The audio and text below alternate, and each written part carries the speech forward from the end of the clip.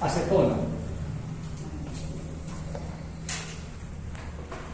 Cloroformo lo vamos a llamar el componente 1, acetona lo vamos a llamar el componente 2.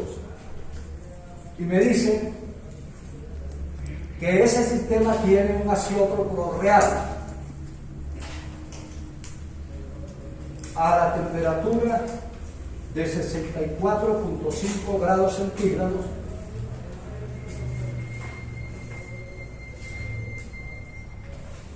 y la composición de ese azeótropo es X1 igual a 66.66%.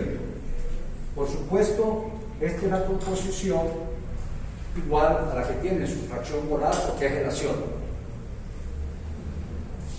También me dice que esta función, que este sistema se puede modelar con la siguiente función exceso.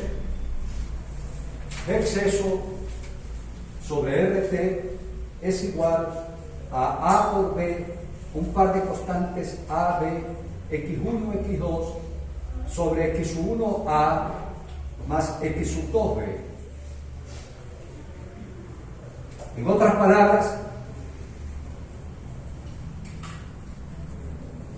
esa función de exceso se conoce como la función de Van Laar, del modelo de Van Laar, que se describe y propone que para calcular los coeficientes de utilidad de actividad utilice esta función, la función de Van Laar.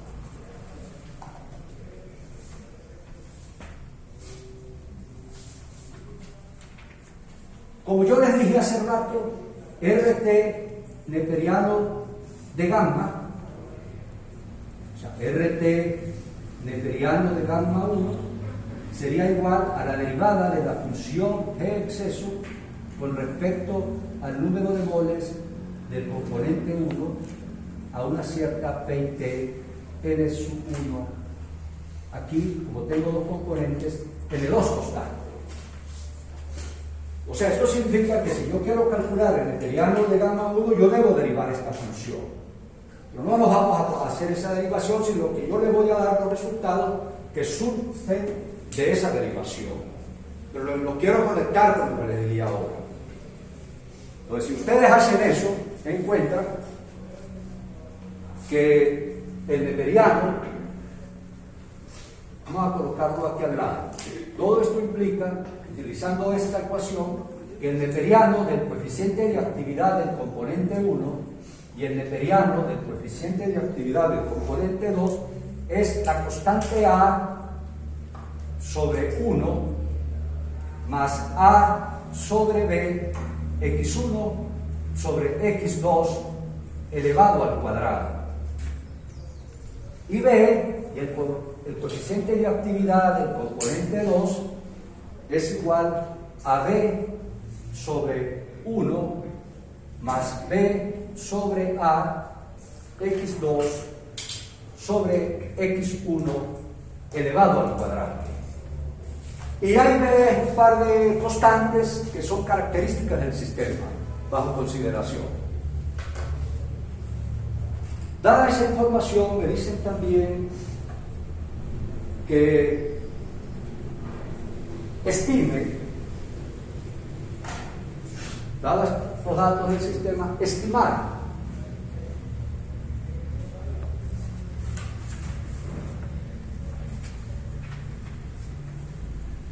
¿cuánto vale la composición del componente 1 y del componente 2 para una mezcla que contiene una fracción molar X1 0.4?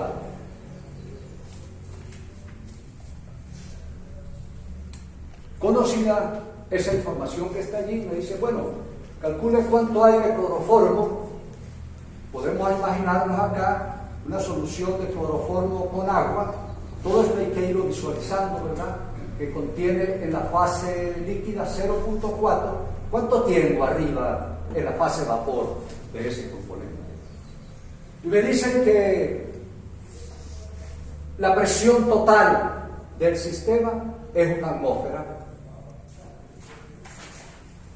Y también me dicen que este azeótropo este axiótropo existe a la presión igual a una atmósfera.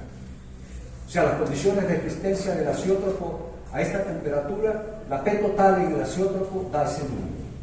Es una atmósfera. Entonces, a esa condición también me dice, bueno, estime ahora el axiótropo es distinto de cualquier otro punto de la solución. Ya vamos a ver el detalle de esto.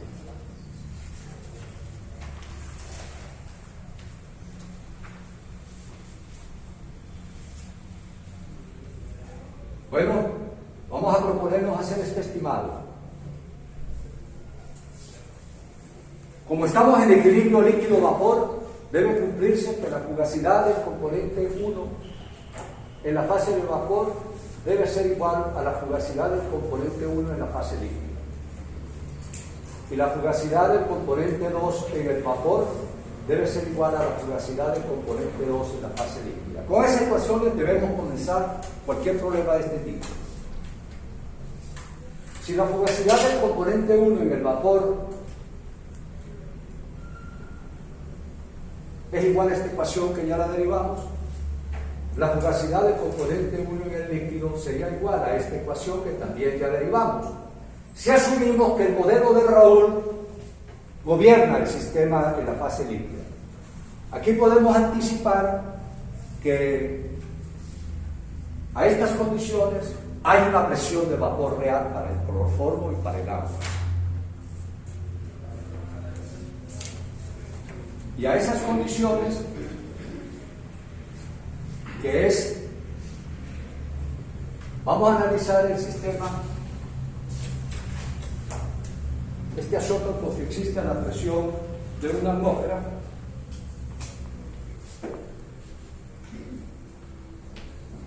Vamos a analizar nosotros el sistema y vamos a decir que la temperatura T que tiene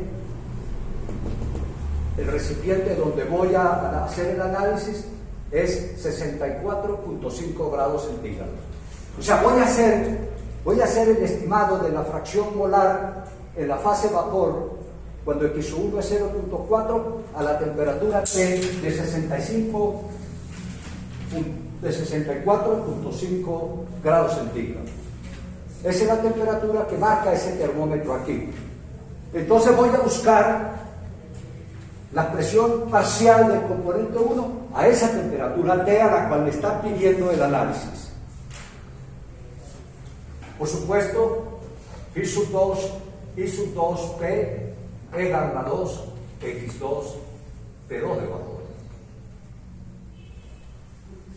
Cuando aplicamos Plateirón o cualquiera de los dos modelos que hemos visualizado aquí, uno encuentra que las presiones de vapor del componente 1 y 2 son, ya esto pues ustedes,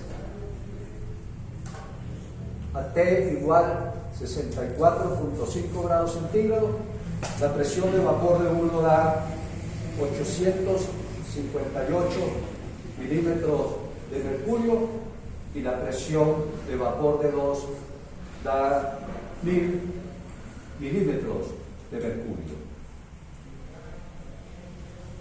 Conozco este número, podemos mirar ahora las ecuaciones para ver qué información tengo. Conozco P1 de vapor, conozco el X1 porque me lo están dando. No conozco gamma 1, pero lo puedo calcular por esta ecuación si conozco A y B. La P total es una incógnita de este sistema. Lo que conozco es la P donde existe el axiótropo. O sea que este término no lo conozco ni tampoco conozco este. Y X 1 tampoco lo conozco. Pero mirando las P de vapor, dijimos que podíamos inferir algo sobre la naturaleza del phi.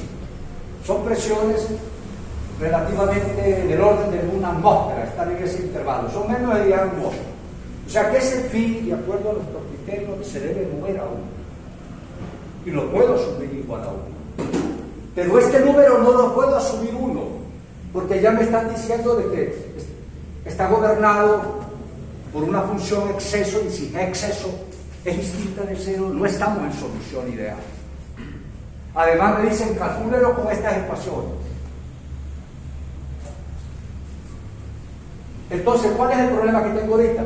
Caramba, que no conozco ni A ni B para poder aplicar esa ecuación, porque si lo conociera, como tengo X y una vez lo meto allá y encuentro el número. Esa es la técnica, ¿no? Conocido X, conocido las constantes, usted de una vez puede calcular los gamma. Pero si no las tiene, tiene que averiguar.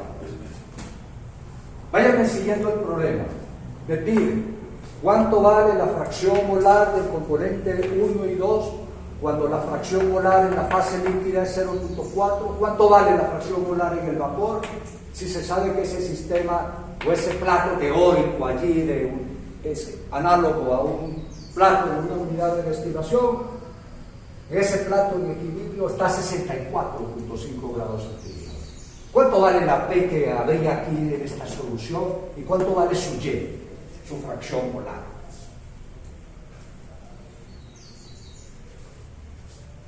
Ya dijimos que lo podemos calcular por aquí, pero tenemos las limitaciones de que no conocemos A y B. Vamos a ver cómo lo hacemos. Entonces, es muy fácil, vamos a decirlo así, hacerlo. Por supuesto, cuando se sabe lo que hay que hacer. Entonces, nos vamos a el aciótopo. El aciótopo nos va a ayudar acá. Bastante. Este es un estilo de análisis de estos problemas. Usualmente te dan información del aciótopo y con esa información usted deriva hacia la búsqueda de los parámetros que son desconocidos. El aciótopo lo tenemos aquí. Yo no nos vamos a llevar en la mente estas ecuaciones, ya sabemos qué es lo que vamos a hacer para analizar ahora un poco el aciótopo, a ver qué nos dice el aciótopo. Bueno, borro esto, lo llevamos en la mente, como les dije, el modelito, que lo vamos a estimar, ya conocemos estas ecuaciones de memoria, y si no, pues nos las podemos imaginar ya con bastante facilidad, porque ya de esto hemos hablado 3 días aproximadamente. Ahora apliquemos la misma ecuación en el aciótopo. O sea, en el aciótopo, igualito que en cualquier punto de la solución, se cumple que la fugacidad de 1 en el líquido debe ser igual a la fugacidad de 1 en el vapor. O sea que yo puedo aplicar en el aciótopo esas mismas ecuaciones. Y la fugacidad de 2 en el líquido debe ser igual a la fugacidad de 2 en el vapor. Pero si la fugacidad de 1 en el vapor es igual a la fugacidad de 1 en el líquido, eso nos implicaría que el coeficiente de actividad de 1, voy a ponerle ahora aciótropo, AZ, y su 1 en el aciótropo, P en el aciótropo, P total en el aciótropo, es igual a gamma 1, X sub 1, P sub 1 de vapor en el aciótropo. Aplicando la ecuación igualito, cualquier punto. Pero en el aciótropo yo sé que ese número es igual a este número. ¿No? Ya eso lo vamos a decir, es la definición de aciótropo. Las composiciones, las fracciones molares del vapor son iguales a las del líquido. También el aciótropo está a una presión de una atmósfera. O sea que el coeficiente de actividad del componente 1 en el aciótropo se nos va a 1, coeficiente de fugacidad. Entonces, esto me indica que yo pudiera calcular el gamma en el aciótropo. Gamma 1 en el aciótropo sería igual a la presión total en el aciótropo dividido sobre la presión parcial, la presión de vapor la presión de vapor en el aciótropo, como es la misma temperatura, coincide con los números que calculé hace rato para las presiones de vapor, porque las calculé a 64.5 y eso no me van a cambiar, porque eso depende absolutamente de la temperatura. O sea que conozco la presión de vapor del componente 1 en el aciótropo. En otras palabras, conozco la P total en el aciótropo. una atmósfera. Conozco la presión de vapor del componente 1, que fue el número que calculé hace rato, que es 858 milímetros de mercurio.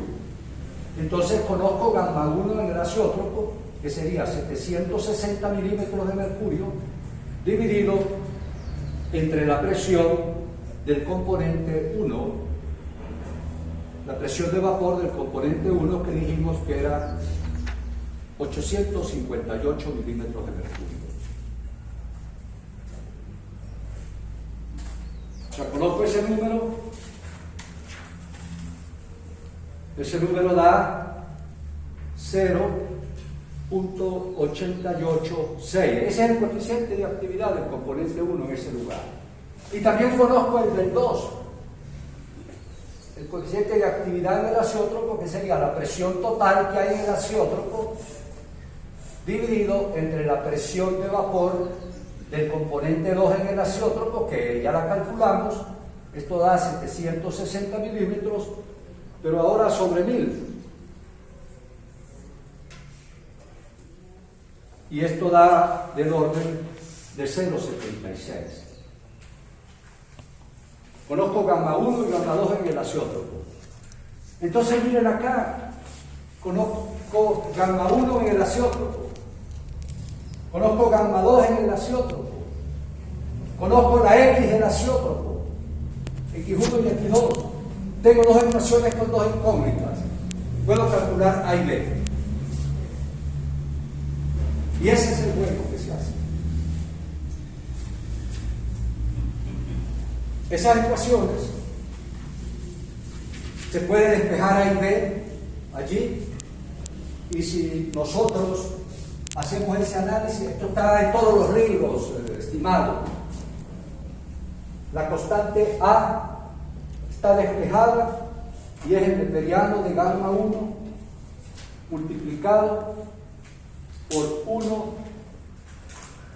más x2 sobre x1, neperiano de gamma 2 sobre neperiano de gamma 1, todo esto elevado al cuadrado.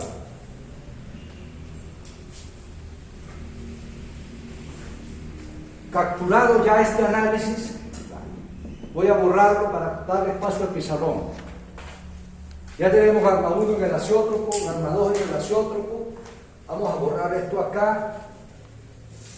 Y también tengo el despeje de B.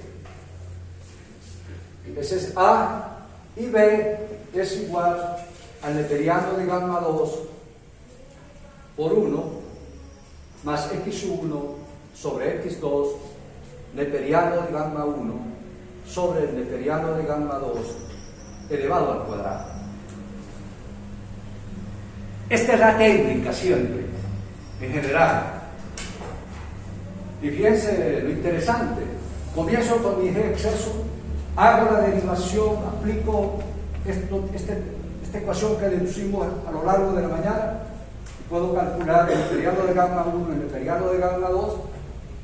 Tengo dos incógnitas. Como tengo dos gammas, pues construyo dos ecuaciones con dos incógnitas, una para gamma 1 y otra para gamma 2. Me voy y busco se despeja A y B, que está en todos los libros en este formato. Conozco entonces el gamma en el azeótropo, tanto para el 1 como para el 2, y puedo calcular A y B. A da menos 0,552 y B da menos 0,97. Estos números me dicen a mí, ahora vamos a ver un poco más la interpretación de este significado.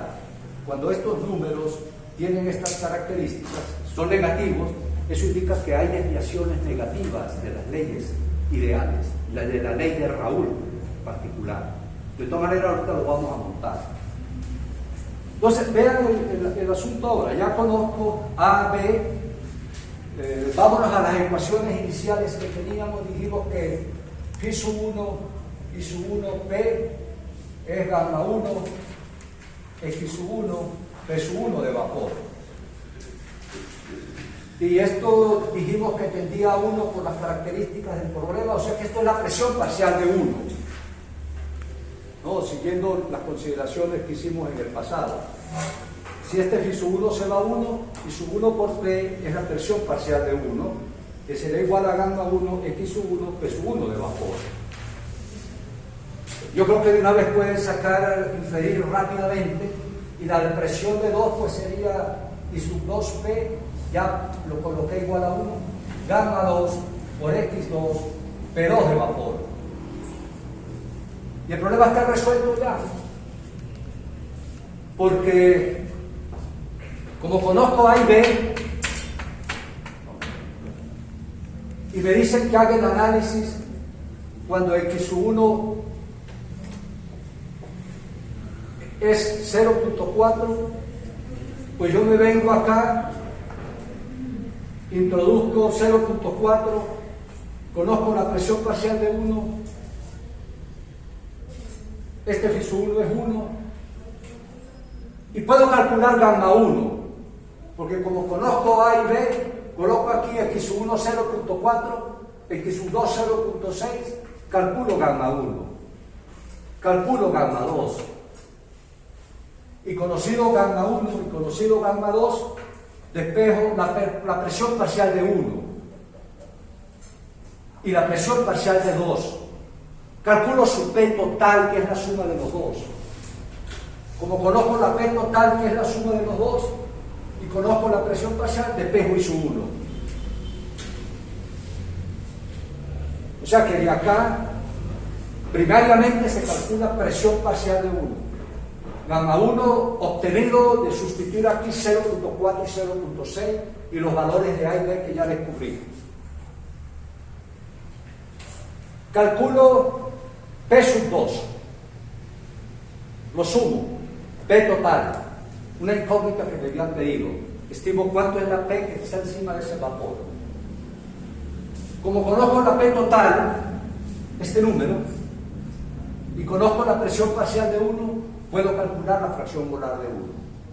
Igualmente, como conozco la P total, conozco la presión parcial de 2, puedo calcular Y2. O ya como sé que Y1 más Y2 es igual a 1, pues resto. Esta es la técnica general más sencilla para atacar estos problemas. Por supuesto, aparecen dificultades que ahorita se las voy a tratar de enumerar. Una vez que yo tengo esto, vamos a poner unos números. Yo voy a borrar ya esta información que tenemos, ¿verdad? Ya pues hemos exprimido estas dos ecuaciones y podemos colocarle algunos